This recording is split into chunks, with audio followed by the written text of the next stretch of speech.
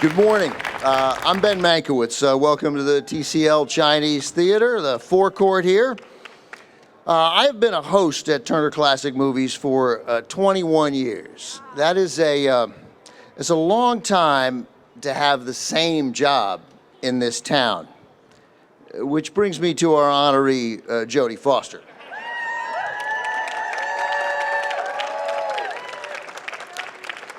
Born here in Los Angeles, at 3 years old, Jodie was in a commercial for Coppertone. Don't be a paleface, use Coppertone, the ad said. She was on a boat with her commercial parents, wearing quite possibly a diaper. It's hard to tell. When Jodie is on talk shows, they sometimes play the commercial, and she clearly loves that. Yeah.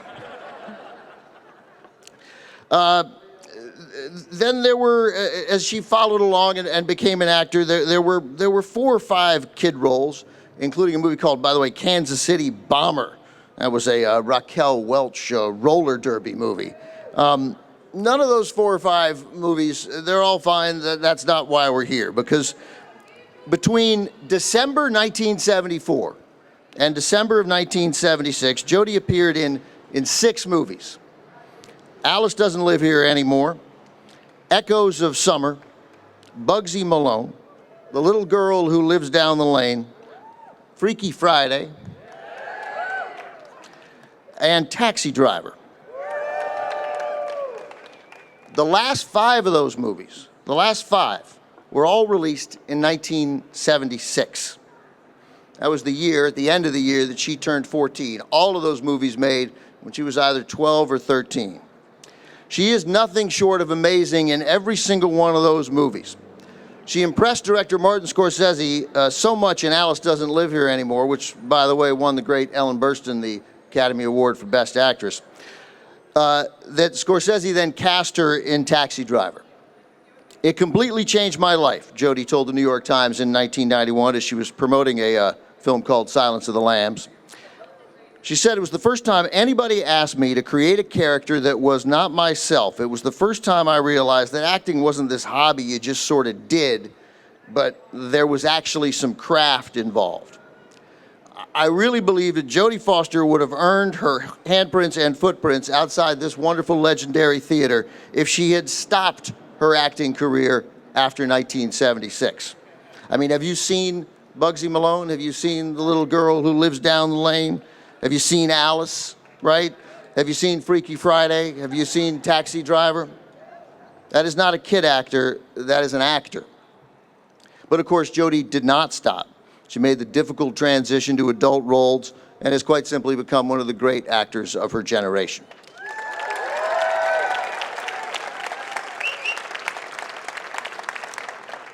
Jodie has 2 Academy Awards for Best Actress, The Accused from 1988, Silence of the Lambs from 1991. Silence of the Lambs, by the way, will be screening at the TCM Classic Film Festival later today. Jodie Foster will be there with me this afternoon. Then came, among others, Little Man Tate, Nell, Contact, Panic Room, Inside Man, The Beaver, The Mauritanian, Naiad. She has 5 Academy Award nominations in addition to those 2 wins. She's a director of television and films. There's not a person on the planet who loves Home for the Holidays more than the person speaking to you right now. The greatest Thanksgiving movie ever. Holly Hunter, Charles Durning, Robert Downey Jr., Dylan McDermott, and Bancroft, for crying out loud, Claire Danes. It is a special, special movie. Despite 50 years of success, sorry about that, Jodie has never been better than she is right now, mesmerizing us alongside Annette Bening, earning an Oscar nomination just last year in Naiad, and inviting us to look deep into her soul and try to figure out what is motivating this person as the Ennis, Alaska police chief Liz Danvers in the 4th season of True Detective. Finally, and very briefly, I spent like 90 minutes with her in 2016 when she was promoting a movie she directed called Money Monster. Look, I'm not cynical about this business. I love this business and I love this town. I really do. But Jodie made a huge impression on me that day. She is kind, she is thoughtful, she is contemplative, she is honest, she is forgiving, she is decent. I think Jodie Foster represents the best this town has to offer, and I'm honored that she allowed us to put together this ceremony to enshrine her handprints and footprints outside this theater today.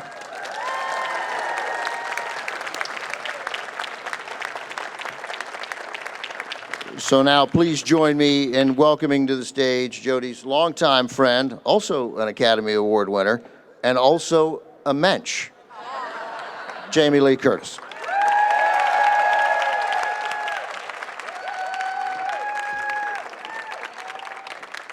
Hi, everybody.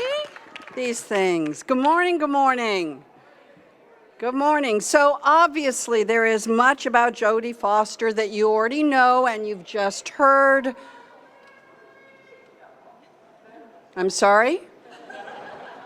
You've heard about her abundant Academy Award-winning talent, her fierce dedication to her work, both as an actor, producer, and director for the past 59 years. Is that correct? Is that the math? Wow. She's a creative force and is committed to the work she loves, with great performances from that very young age of 3 to this last year at 60, as Bonnie Stoll in Naiad and her brilliant work as Liz Danvers in Night Country, True Detective. She is also a loving wife and a dedicated mother to her 2 grown sons, has a great respect for education, and yes, she graduated from Yale. Whatever. She has many well-earned, shiny things recognizing her beautiful work as an artist and as a human. Jodie has intelligence, passion, and an internal and external stride and sense of purpose that makes everyone around her feel better about themselves and about what they're doing together. But these are mere glimpses of Jodie, impressions, if you will, made like hands and feet pressed into the ground, forever reminding us of the person we feel we know. But since this wonderful moment is about a recognition of her life in films and television that we all know about, I thought I'd take my time here to tell you people what you don't know. You don't know that she is a maniac about sports and politics. She spends a lot of time reading the news and doing spelling bee, and that she loves parades. In fact, when her wife, the artist, activist, and filmmaker Alex Hedison graduated with her advanced degree, to celebrate Alex's graduation, Jodie hired a marching band who showed up outside their home, and Jodie and all of their friends in attendance, me included, marched up and down the street with them, Jodie with a baton and a stunned Alex leading the way. Jodie Foster also loves holidays and is known to host a Christmas pageant in costume as Mary, where she takes the part seriously by wearing a wig and stuffing a pillow in her shirt and going door to door in their neighborhood with kids in tow as the wise men and shepherds. She loves caroling. She takes family pictures wearing matching green and red striped pajamas.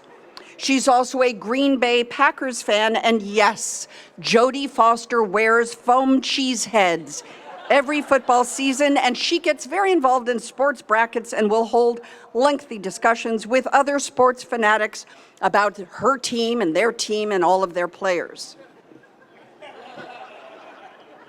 Before elections, Jodie Foster sends a list of all of her recommendations to all of her friends, and they then in turn send it to their friends, because during an election cycle, Jodie Foster has taken the time and actually has read about all of the candidates and all of their pros and cons of each proposition, as she recognizes that many of us don't have the time or patience to do that deep dive, to understand what it is or who it is we are voting for, and how important it is to be informed, and she shares her thoughts and hopes for us as a country and as a group of people. She is telling you, I will get the call, did you get Jodie's list? And then I pass it on.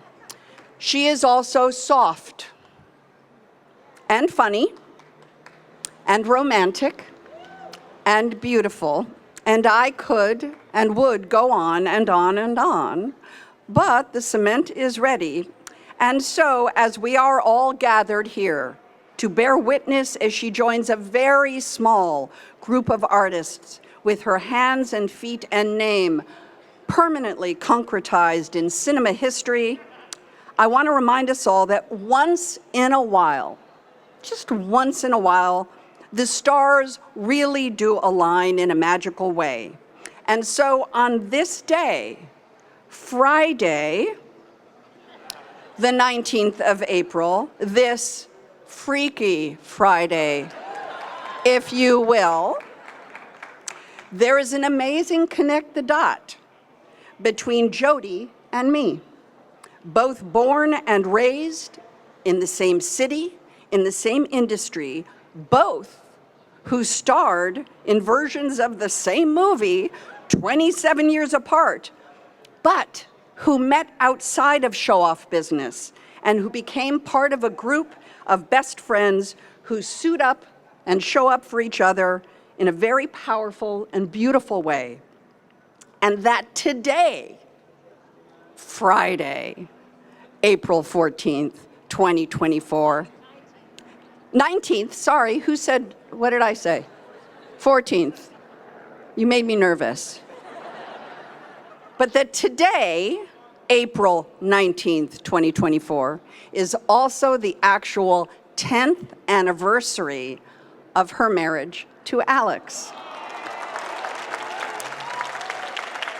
And that lets us all know that the stars have indeed aligned, the circle of creativity and community and friendship is complete, and so there is nothing else for me to say except that it makes me incredibly happy to introduce you to my friend, Jodie Foster.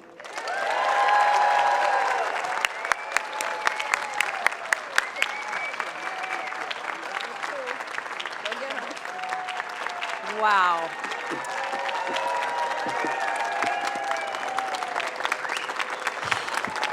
That was amazing. Jamie, I love you so much. Oh, Jamie, thank you so much. Thank you so much for getting all dressed up and crossing the 405. Yeah, I just, usually we're in our pajamas having a very early dinner with our friends Patty and Hans, usually at their place because they cook so much better than we do. And hanging out and laughing and throwing the ball for Rooney, your dog, about 100 million times.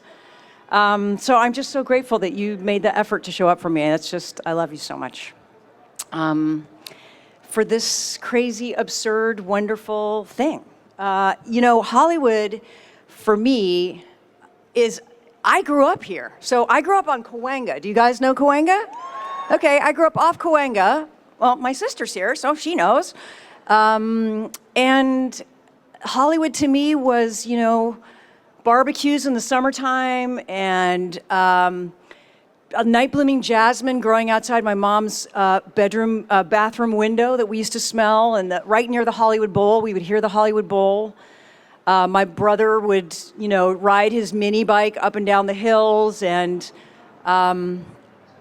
my one sister, Connie, my nice sister, she taught me how to read, but she also taught me how to fold sheets. And that's one of my memories I have, is like folding big giant sheets at the laundromat down on Franklin. And my other sister, who's trouble, I remember her taking me and throwing eggs at people on Hollywood Boulevard. Isn't that terrible?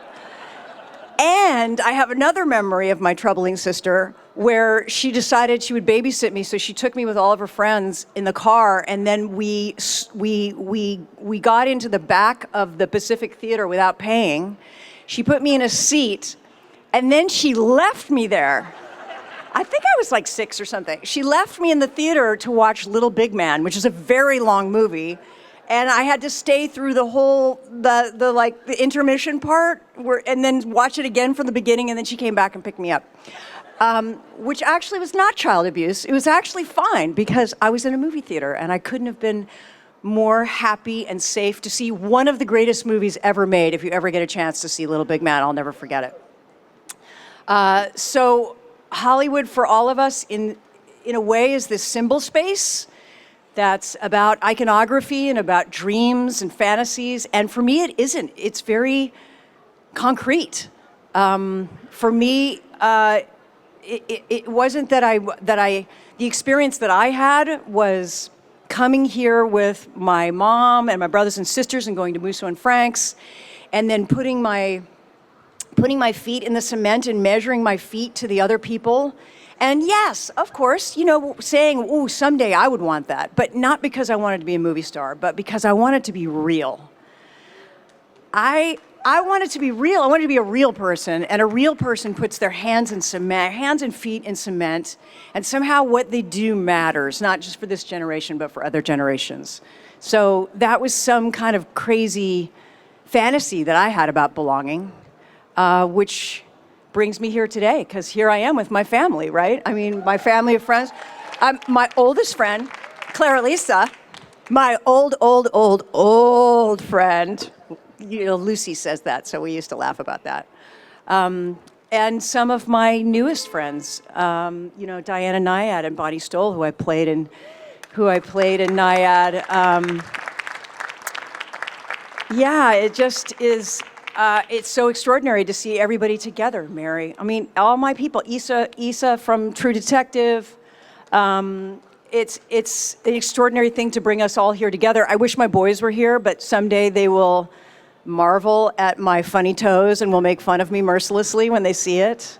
But the person that I have to thank the most really is my wife, Alex, who I cannot believe was so generous to give up our 10-year anniversary day to come and do this with me. Like, what are you thinking? How come you didn't say no? I love you so much, and I'm so grateful for the life we have together. And this life, my whole life, this has been my whole life, has been making films, living in Hollywood, creating a family of friends to do it with. This is my life. I love my life, and I'm so grateful that all of you guys think I'm okay and that I deserve to be in cement. I feel so blessed. So yeah, can't wait, guys. Thank you. Oh, of course, the thing that I forget the most is all the people that work with me that have become my family. We have a team, so we've got Jennifer, and we have Brett, and Samantha, who's not here, but, she gave me this outfit to wear. Katya's here instead. Matt Saver has been with me forever. Joe Funicello, I'm so glad to see you. We get to see each other now. He's very busy doing much more important things than the movie business. My agents, Hilda and Chris, are here. Just all the people that work with us, the team that works with us. And for any of you that make movies, I know Simone and Sean are here, Renat and Leanna, all my friends, Alan. For any of you guys who make movies, you know how important sitting on that set at 3 a.m, drinking really bad coffee and complaining to everyone, how those are the memories that you take with you. And that's also somewhere here in the cement thing. Thanks, guys.